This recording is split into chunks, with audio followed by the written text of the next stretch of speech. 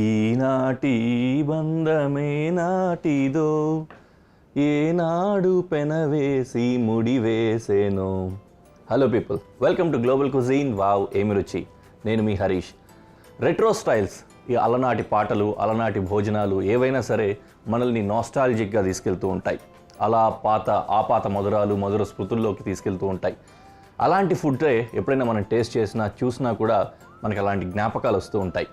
ఈ వారం అంతా మనం అలాంటి ఫుడ్నే ఎక్స్ప్లోర్ చేయబోతున్నాం. అయితే మన వావ్ ఏమి రుచి ప్రపంచవ్యాప్తంగా ఉన్న భోజనాలను తీసుకొస్తూ ఉంటుంది కాబట్టి ఈ వారంలో మనం తయారు చేసుకోబోతున్నాము కాంటినెంటల్స్, అది కూడా retro continentals. So once again welcome to global cuisine. Wow ఏమి రుచి రెట్రో కాంటినెంటల్ వీక్. రెట్రో కాంటినెంటల్లో మొదటగా మనం తయారు చేసుకోబోతోంది అమృతం.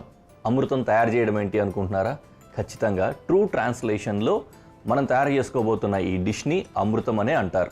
మనం ఏ విధంగా అయితే దేవతలు, దేవుళ్ళు తీసుకునేది అమృతం అనుకుంటామో అదేవిధంగానే గ్రీక్ మైథాలజీలో ఈ పదార్థాన్నే, ఈ ఆహారాన్నే దేవతలు తింటారు అని చెప్పుకుంటూ ఉంటారు. మనం తయారు చేసుకోబోతున్నాము ఆంబ్రోసియా. ఆంబ్రోసియా ఈ డిష్కి కావాల్సిన ఇంగ్రీడియంట్స్ ఒకసారి చూద్దాం. పంచదార, వేయించిన కొబ్బరి పొడి, ఇది గార్నిష్కి వాడతాం, నిమ్మకాయ, వెనిలా ఎసెన్స్, బనానా, కివి,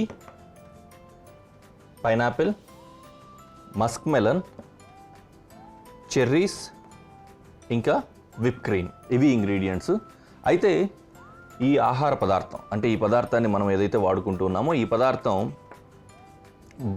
దీని హిస్టరీ, చరిత్ర గురించి చూస్తే 1867లోనే కుక్ బుక్స్లో దీన్ని రెసిపీస్ ఎంట్రీ చేశారు. అంటే 100 సంవత్సరాల పైచిలికే దీని చరిత్ర ఉంది. చాలా ప్లేసెస్లో దీన్ని ఆర్డర్ చేస్తూ ఉంటారు.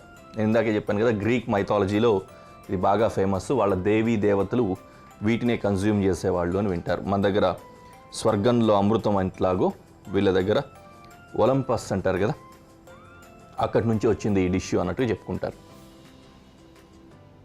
ఓకే, విప్ క్రీమ్ని ఒక మిక్సింగ్ బౌల్లో వేసుకుందాం.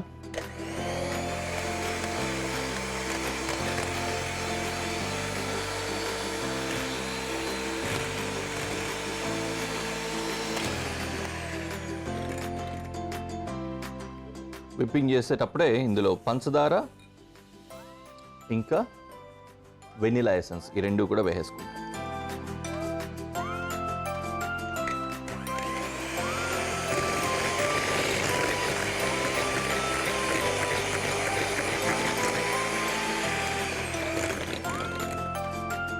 పీక్ కన్సిస్టెన్సీ అంటాం కదా, ఇలా తీసినప్పుడు అలా ఆగాలి, హోల్డ్ అవ్వాలన్నమాట. అంత నీట్గా దీన్ని విప్ చేయాలి.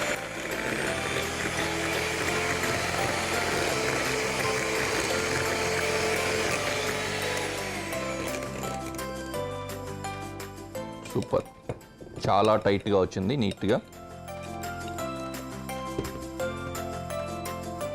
దీన్ని ఇలా తీసుకెళ్ళి ఫ్రిడ్జ్లో పెట్టేసుకుందాం. డీ ఫ్రిడ్జ్లో పెట్టేస్తాను, ఎందుకంటే కాసేపే పెడుతున్నాను కాబట్టి ఫాస్ట్గా కూల్ అవుతుంది. ఇది కూల్ అయిన తర్వాత ఫ్రూట్స్ అన్నీ కూడా మిక్స్ చేయాలి. ఇది ఫ్రిడ్జ్లో పెట్టి ఫ్రూట్స్ కట్ చేసుకుందాం.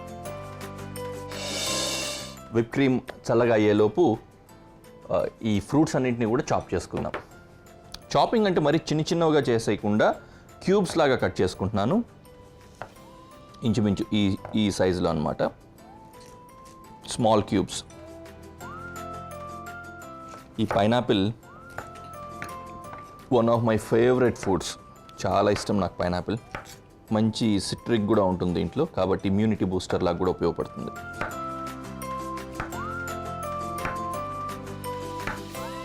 ఫైబర్ కంటెంట్ ఉంటుంది మంచిగా, డైజెషన్కి బాగా ఉపయోగపడుతుంది.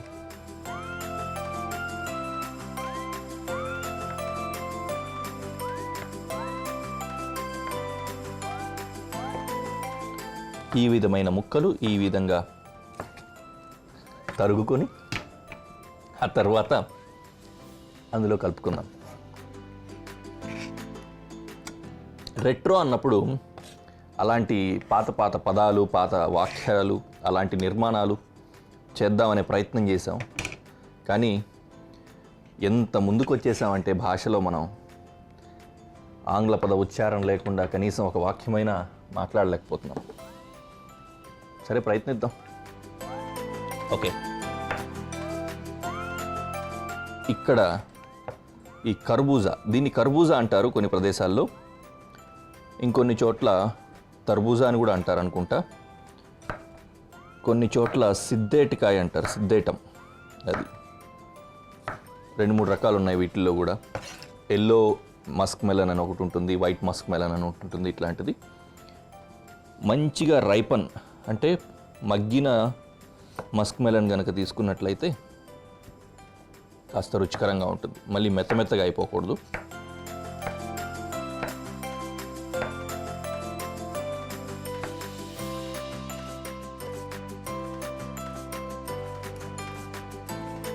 ఇక్కడి వరకు పనే. ఆ పిదప కివీని కూడా తరుక్కుందాం. ఇందులో ఒకటి మాత్రమే ఇలాంటి వెడ్జెస్ కట్ చేస్తున్నాం. ఇవి గార్నిష్కి వాడుకుందాం. ఆ తర్వాత మిగతావన్నీ కూడా చిన్న చిన్న ముక్కలు చేసుకుందాం.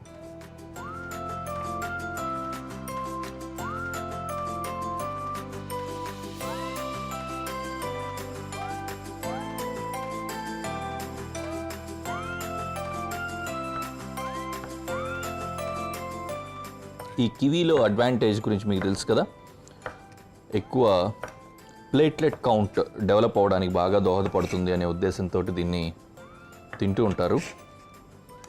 కివీ ముఖ్యంగా ఈ డెంగ్యూ ఫీవర్ ఇట్లాంటివి వచ్చినప్పుడు ప్లేట్లెట్స్ డౌన్ అయిపోతూ ఉంటాయి కదా, అలాంటప్పుడు బాగా హెల్ప్ అవుతుందంటారు. ఓకే, ఆ తర్వాత ప్రజలందరి ఫేవరెట్ ఫుడ్ బనానా. దాదాపు భారతదేశంలో, కనీసం ప్రపంచవ్యాప్తంగా కూడా అని చెప్పొచ్చు, భారతదేశంలో అయితే అత్యధికంగా వాడబడే ఫ్రూట్ కావచ్చు ఇది. అందరూ వాడుతూ ఉంటాం. మనమైతే పూజలకు వాడతాం, తినడానికి వాడతాం, ఆకలి వేసినప్పుడు వాడతాం, తినింది అరగడానికి వాడతాం. ఓకే,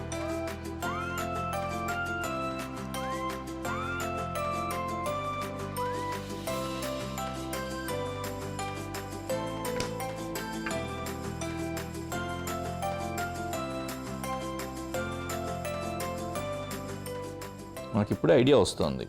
ఏదైనా సర్వే చేసి అవార్డ్స్ కనుక ఇవ్వగలిగితే వరల్డ్లో హయ్యెస్ట్ కన్జ్యూమింగ్ డెజర్ట్ బనానానే అవుతుందేమో అని. ఎందుకంటే బనానానే డెజర్ట్ కింద వాడుతూ ఉంటాం. భోజనాలు పెట్టారంటే ఆఖరణ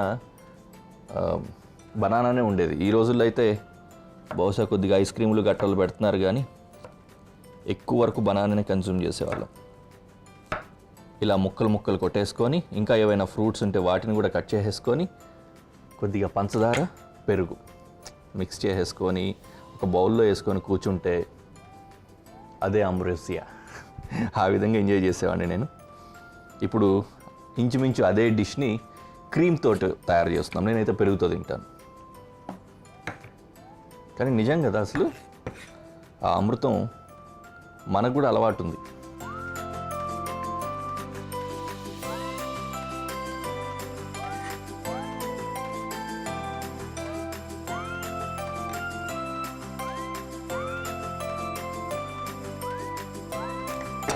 అయిపోయింది.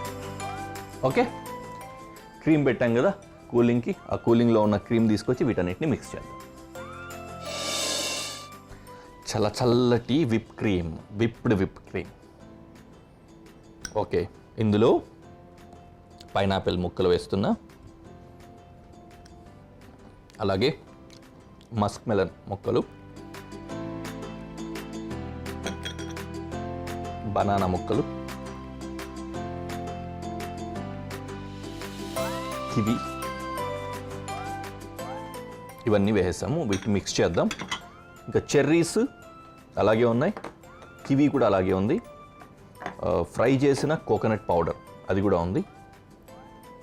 ఇవన్నీ కూడా గార్నిష్కి వాడదాం. ఇందులో సిట్రిక్ కూడా కొద్దిగా పడుతుంది.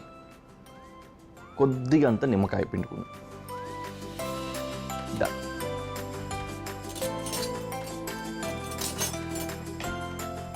Now mix. దీన్ని నిజానికి సాలడ్ అంటారు. అంబ్రోసియా అనేది సాలడ్ ప్రిపరేషన్ ఇది. కాకపోతే స్వీట్గా ఉంటుంది కాబట్టి స్వీట్ టైప్లో చేసే స్వీటర్ సైడ్ సాలడ్ అనుకోవచ్చు, లేదంటే డెజర్ట్కి కూడా యూస్ చేసుకోవచ్చు, బాగుంటుంది. అమృతం సిద్ధం. అంబ్రోసియా రెడీ అయిపోయింది. దీన్ని నీట్గా ప్రజెంటేషన్లో పెట్టి మీకు చూపిస్తాను.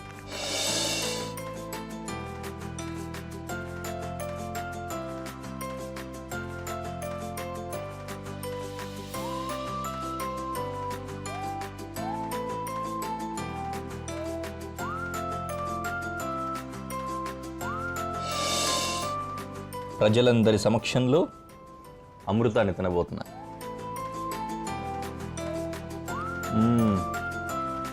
అమృతం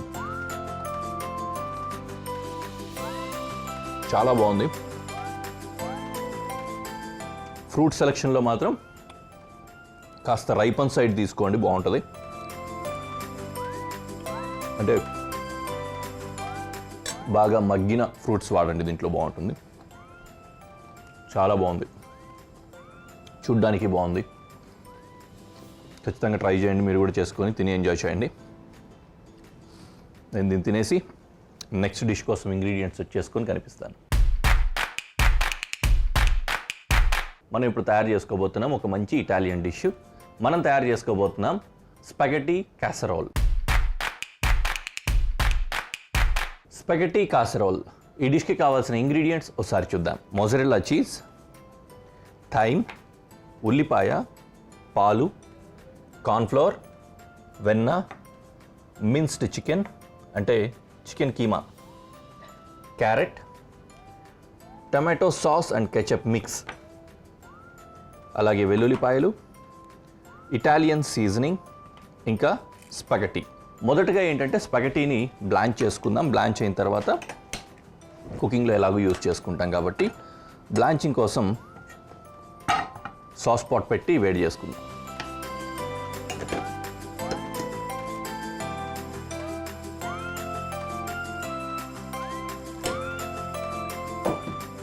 నీళ్ళు బాగా వేడైన తర్వాత అందులో స్పాగెటీ వేసుకుందాం. ఈలోపు కొద్దిగా ఉప్పు ఇంకా ఆయిల్ కూడా వేసి పెడితే దానికి సీజనింగ్ అవుతుంది. దాంతోపాటుగానే స్పాగెటీ ఉడికేటప్పుడు అతుక్కోకుండా ఉండడానికి ఆయిల్ హెల్ప్ అవుతుంది. ఇప్పుడు ఇంకా వెజిటేబుల్స్ని చాప్ చేసుకుందాం.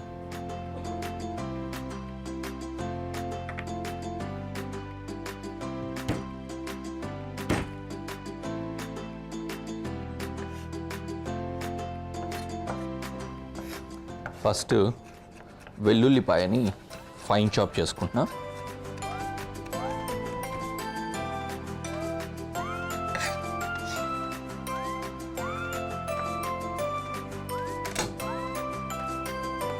తర్వాత ఉల్లిపాయ,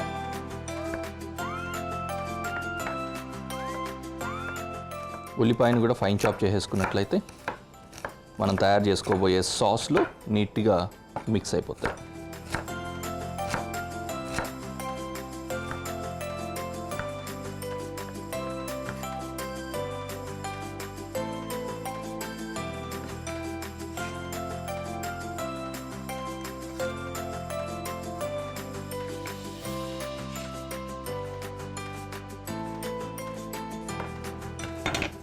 కాంటినెంటల్ డిషెస్ నిజంగానే కుక్ చేసుకునేటప్పుడు చాలా ఈజీగా రెడీ అవుతాయి, దాంతోపాటుగానే టేస్టీగా కూడా ఉంటాయి.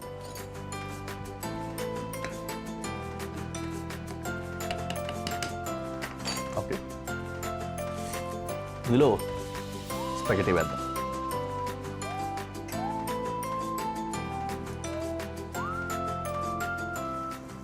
బాగా వాటర్ వేడైన తర్వాత కనుక వేసుకుంటే స్పాగెటీ వెంటనే సాఫ్ట్ అయిపోయేసి లోపలికి వెళ్ళిపోతుంది.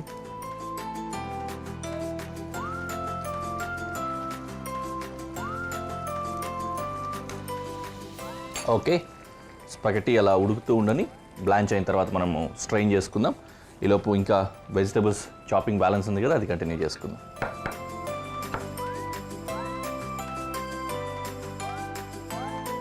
మనం ఇప్పుడు వైట్ సాస్ తయారు చేసుకుంటున్నాం కాబట్టి వైట్ సాస్ కోసం సరిపోయే విధంగా క్యారెట్ కూడా సాఫ్ట్గా చిన్న చిన్న ముక్కలు వచ్చే విధంగా చేసుకుంటున్నాము. అందుకని ఈ విధంగా జూలియన్స్ లాగా కట్ చేసుకొని దాన్ని ఫైన్ చాప్ చేసుకుందాం.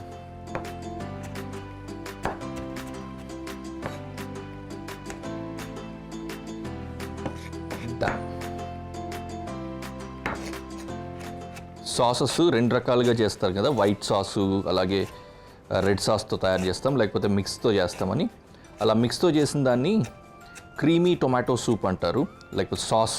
యాక్చువల్గా అయితే క్రీమీ టొమాటో సాస్ తోటి ఈ స్పాగెటీ తయారు చేస్తున్నాం. యూజువల్గా మనం ఇప్పుడు తయారు చేస్తున్న ఈ స్పాగెటీ ఏంటంటే లెఫ్ట్ ఓవర్ ఫుడ్స్తో తయారు చేసేదన్నమాట. ఇప్పుడు ఎక్కువ వరకు బీఫ్తో తయారు చేసుకుంటారు. మనం చికెన్ వాడుతున్నాం కానీ వాళ్ళు బీఫ్తో తయారు చేస్తారు. బీఫ్ కూడా ఏంటంటే ఫుల్ బీఫ్ తీసుకున్నప్పుడు ఆ బోన్స్ అని అవి ఇవి మిగులుతాయి కదా, దాని పక్కలో ఉన్న ఆ మీట్ అంతటిని కూడా తీసి దాన్ని మిన్స్ చేసేసి వాడుకోవడం. నెక్స్ట్ ప్రాసెస్కి వెళ్ళిపోదాం. ప్యాన్ వేడైపోయింది. దీంట్లో బటర్ తోటి తయారు చేసుకుంటున్నాం. ఇటాలియన్ డిషెస్లో ఎక్కువ బటర్ యూస్ చేస్తాం కదా, అందులోనూ క్రీమీ సాస్ అన్నప్పుడు ఆబ్వియస్లీ బటర్ వేసుకోవాలి. ఓకే, బటర్లో కొద్దిగంత గార్లిక్ వేసాను, అలాగే ఉల్లిపాయ కూడా వేస్తాను.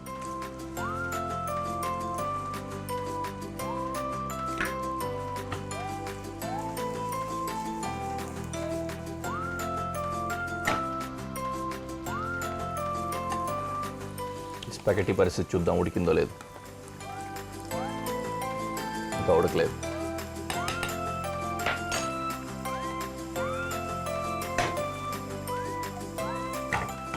వెల్లుల్లి ఉల్లి 2 కూడా ఉడికిపోయాయి. ఇందులో ఇప్పుడు ఇంకా చికెను, క్యారెట్ ఇవి కూడా వేసేసుకున్నాం.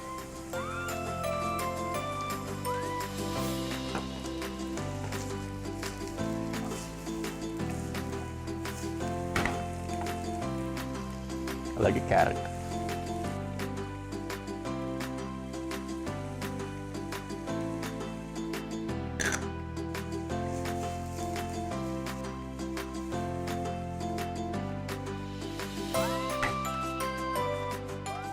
ఇటువైపు పాస్తా బ్లాంచ్ అయిపోయింది. దీన్ని స్ట్రెయిన్ చేసుకుంటున్నాం.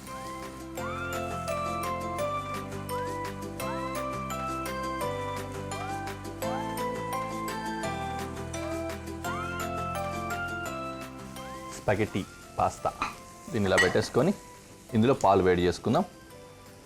స్పాగెటీ ఆల్రెడీ కొద్దిగా గ్రీజీగానే ఉంది, అంటుకుపోదు కాబట్టి ఆయిల్ ఏం వేయట్లేదు, అలాగే పెట్టేసాను. ఇది రెడీ అయిపోయింది. దీంట్లో ఫ్లవర్ వేసి ఫ్రై చేద్దాం.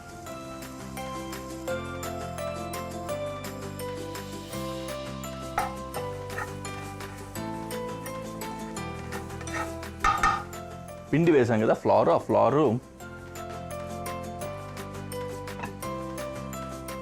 ఫ్లవర్ అంతా కూడా పచ్చిదనం పోయే విధంగా ఫ్రై చేసుకుంటాం అన్నమాట. అలా అవుతూ ఉంటుంది. తర్వాత ఇందులో ఈ పాలు వేసి కాచుకుందాం.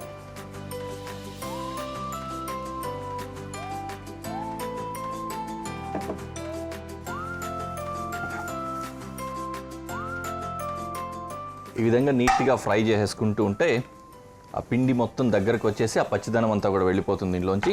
తర్వాత మిల్క్ వేడి చేసి దీంట్లో వేస్తే సాసీగా సూపీగా కన్సిస్టెన్సీ వస్తుందన్నమాట. సో పాలు వేడి అవ్వడానికి కొద్దిగా టైం పడుతుంది, వెయిట్ చేద్దాం. బాగా కాచి వేడిగా ఉన్న పాలు ఇందులో వేస్తున్నాను.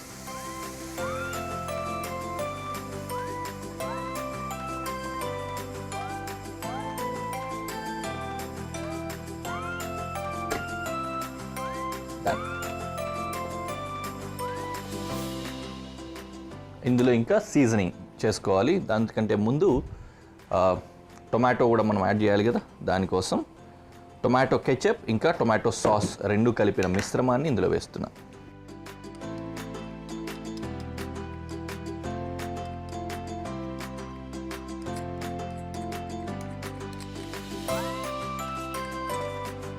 దాంతోపాటు థైమ్ ఇంకా ఇటాలియన్ సీజనింగ్. దీన్ని ఇటాలియన్ సీజనింగ్ అంటారు. దీంట్లో థైము, ఆర్గానో, బేసిలు, డ్రైడ్ ఆనియను, ఇంకా క్యారెట్, సాల్ట్ ఇవన్నీ కూడా ఉంటాయన్నమాట.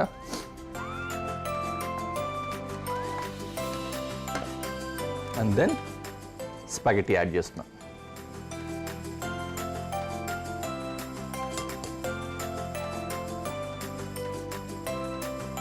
Right, product ready. దీన్ని ఒక పాత్రలో పెట్టి పైనుంచి మోజరెల్లా చీజ్ వేసి గ్రాటినేట్ చేసి పెట్టేస్తాం అనమాట. అంటే ఏదైనా ఒక డిష్లో బౌల్ లాంటి దాంట్లో పెట్టుకొని, అది కూడా ఓవెన్ ఫ్రెండ్లీ ఉన్నది, పైనుంచి మోజరెల్లా చీజ్ వేసి ఓవెన్లో పెట్టేస్తే గ్రాటినేట్ అవుతుంది. ఆ తర్వాత పెట్టుకోవచ్చు. మీకు అలా చేసి చూపిస్తాను.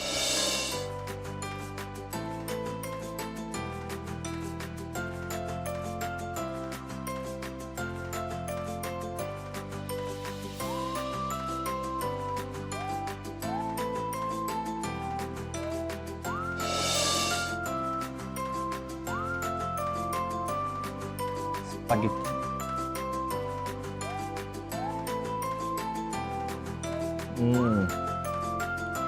యమ్మీ,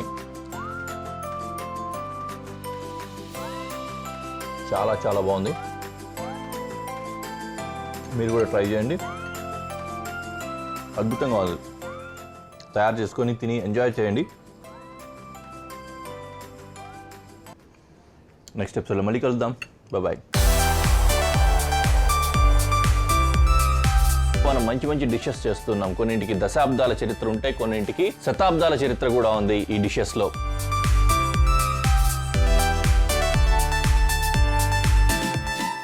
చాలా సింపుల్గా ఈజీగా తయారు చేసుకోవచ్చు ఈ డిష్ని.